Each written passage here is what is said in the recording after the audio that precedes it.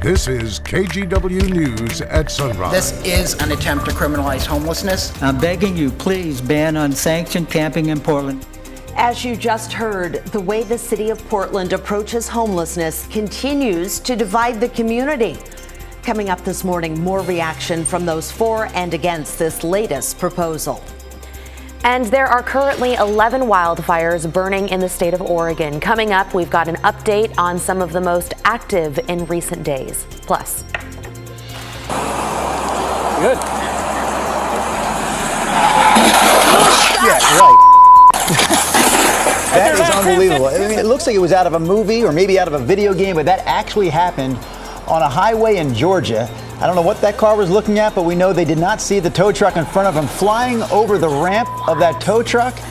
We're going to give you an update on the driver of that car coming up here in our national headlines. Yeah, that's just in a bit. But first, we want to say happy Friday Eve. It is Thursday. It is the first day of June. Yeah. May, we talked about this at 4:30. There's a two-sheet record report, if you print it out, from the Weather Service of all the records we broke in May. Basically, every type of record except for cold records were broken. Precip records for dryness. Would you call it the greatest May of all time then? Well, in terms of the record book, yes. Here's a look at where we are this morning. A little bit of cloudiness out there, but basically this is just going to be a sunny, beautiful day. We're at 47, one of the cooler mornings that we've had. 69 at noon. We've been in the 60s the last couple of days. Today we will get back up into the 70s. 74 would be considered pretty much exactly normal for this first day of June. The 7-day is dry. We'll have that for you coming up. Rob, thank you. A new proposed camping ban in Portland is getting a whole lot of attention. It went before City Council for the first time last night, and more than 170 people showed up to weigh in. So if approved, this ban would, among other things, prohibit camping from 8 a.m. to 8 p.m. each day and strengthen rules and penalties. KGW's Alma McCarty has the story. Armed with signs reading "House keys, not handcuffs," and "Let people exist," opponents of Mayor Ted Wheeler's daytime camping ban voiced frustration and fear outside City Hall. Let's show that we matter! And in council chambers. What Ted Wheeler is proposing is inhumane, it's dehumanizing, and it will result in violence and death. Like, people will die if this ban passes. This is an attempt to criminalize homelessness, and instead of jailing homeless people, that money could be better spent working to provide adequate housing for a fraction of the cost. Asking homeless Portlanders, 60% of whom live with one or more disabilities, to carry their homes on their backs for 12 hours a day, 7 days a week, will heighten mental and physical distress. We have women, we have children that are houseless, that to ask them to go to sleep at night is totally unrealistic. Enforcement of the ban, which also prohibits camping at all times on sidewalks, near schools, and in high crash corridors, would be phased in. More than 3 violations could result in fines or jail time. Since announcing these changes, our office has received overwhelming positive support for this proposal. These changes are critical. You may not agree, and that's fine. Several speakers in favor of the proposed ordinance also testified, grateful for the council's consideration. I'm begging you, please ban unsanctioned camping in Portland and stop the horrific crime wave that I am certain has affected you and some of your personal acquaintances. We absolutely cannot allow this situation to continue. We cannot allow people to keep refusing help. I believe our community's intentions have been in the right place by prioritizing compassion for those who find themselves on our street.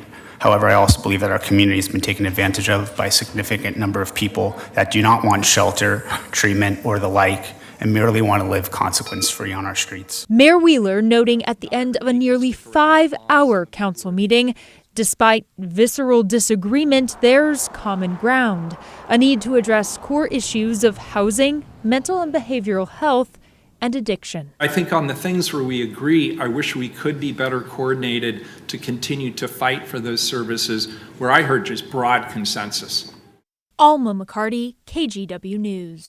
City leaders in Vancouver also held a listening session last night to get feedback on a proposed safe rest location there. They heard both support and opposition from people who live in the suggested neighborhood and from local business owners. All of the issues I've had to take care of it myself. They throw rocks through the windows. They throw rocks through my sign. They bust the sign. They damage my property. And the city's not coming to help me. I fully support this as a site. I do see homeless people in this area. I do know that they are present with us every day, and we need to be providing services. This would be Vancouver's 4th safe rest site. We're talking about 4611 Main Street, so that's right next to I-5 and about a half-mile away from Discovery Middle School. There will be another listening session about this next Monday, June 5th at Discovery Middle School from 7 to 9 p.m. You can also submit questions or concerns through the city's website until next Friday, June 9th. Lawyers for Pacific Power are in court this week making a case that climate change, not electrical lines, started Oregon's historic Labor Day wildfires in 2020. This is a landmark lawsuit with plaintiffs suing the utility for $1.6 billion. At the heart of the case is public safety power shutoffs. The suit alleges Pacific Power could have and should have done more to turn off the electricity before high wind toppled the lines, igniting a fire. Yesterday, a top executive testified the company didn't do that because it didn't have enough data. Looking at that risk of not having energy, not having power in a community can increase the risk versus the risk that we're trying to avoid of a potential wildfire. The plaintiff's attorneys have pressed witnesses on how much Pacific Power spent on wildfire mitigation and whether the company made the right call keeping power lines energized. The trial is expected to continue into next month. And we want to give you a quick update on wildfires currently burning across Oregon. A small fire in Lane County is actually at a level 1 be ready evacuation level. You can see the green here on the map. It includes several areas just north of Lowell. You can see Lowell right there, right north of Dexter Lake. And the area is green right now. So right now we're kind of keeping tabs on that. But last night, the Oregon Department of Forestry said that fire had burned 25 to 30 acres or so, but had stopped spreading. They said it would also be 100% contained by this morning. Meantime, the 7K fire, also in Lane County, is 100% contained. It burned 352 acres, and crews say they're going to be monitoring the area to make sure nothing flares up. All right, let's talk about the smoke from wildfires in Canada right now. They have prompted air quality alerts in parts of the northeastern United States. So there are 14 active fires in Nova Scotia alone that have burned over 25,000 acres. More than 16,000 people have been forced to evacuate. All right, Rod is here, and you have a map up about air quality across the state. So the Northwest. Canadian fires have been in the news for weeks now. That smoke, for the most part, has left us alone. So all continually stayed to our north and drifted off to the east. So we'll start with the air quality map, as Brenda mentioned, here locally. Everything's good. No issues there. Good, good, good, good. Now we got problems. There's the Great Lakes, moderate air quality. We've got some unhealthy red dots and unhealthy for sensitive orange. The orange dots are unhealthy for air for folks that have difficulties with respiratory ailments. So it is picking up the deteriorating air quality out across the east. In terms of wildfire smoke today, there's that map that Christine just showed you, Lowell right there in Lane County, no longer picking up that 7-acre fire, not 7-acre, but 7K fire on the other side. And then if you pull out, most of the activity is actually over in Central Oregon. But nearly all that you're looking at are prescribed burns. I know this is a prescribed burn, means the Deschutes National Forest set this intentionally as part of their forest fire management. I know this one over here along US 20, that is a prescribed burn. I'm not sure about that one, but I'm not sure about it.